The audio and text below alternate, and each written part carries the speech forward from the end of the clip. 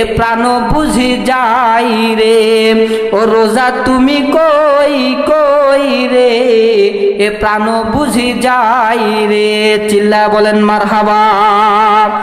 একবার যদি দেখিতে বন্ধু জান্নাতেরি মেলা, দুনিয়াদারি সব কিছু ছেড়ে ভাবতে সারা বেলা, ও মুমিন চলো যাই যাই রে, জান্নাতেরি পথ ধরে। জোরে বলেন মারহাবা। লিল্লাহে তাকবীর। এতটুক আওয়াজ বাজান, আমাদের গ্রামের ভিতরে দুইটা মহিলা ঝগড়া করলে এর চাইতে বেশি আওয়াজ হয়। আরো জোরে আওয়াজ করে বলেন লিল্লাহে তাকবীর।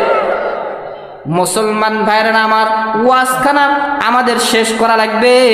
এক নাম্বার আপনাদের নসিহত হলো, ঘরের ভেতরে যাইয়া নিজের বউকে, নিজের কন্যাকে, নিজের বোনকে পর্দা করার তাকিদ দিব।